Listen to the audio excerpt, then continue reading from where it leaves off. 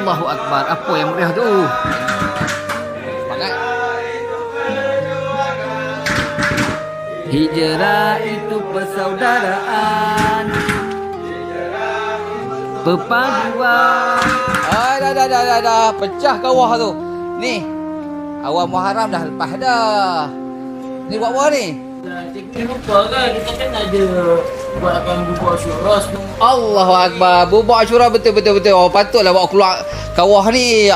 Bubur Asyura. Ni hampa semua nak buat bubur Asyura ni?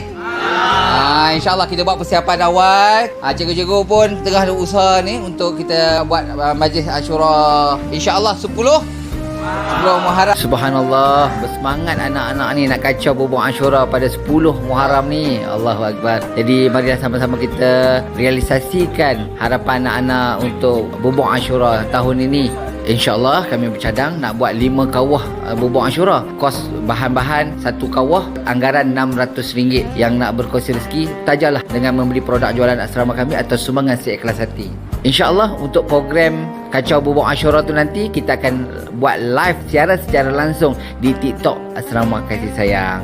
Jadi tuan-puan, mari kita throwback program tahun lepas.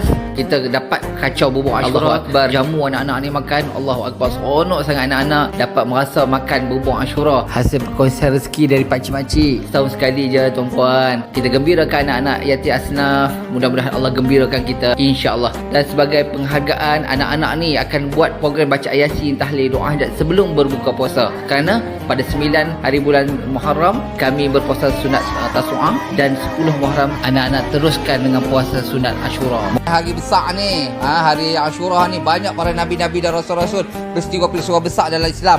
Jadi insya-Allah kita doa sama-sama yang menyertai berkongsi rezeki untuk buat Asyura kita ni, mudah-mudahan dimurahkan rezeki mereka, insya-Allah mendapat bahagia dunia akhirat dan kejayaan dunia dan akhirat.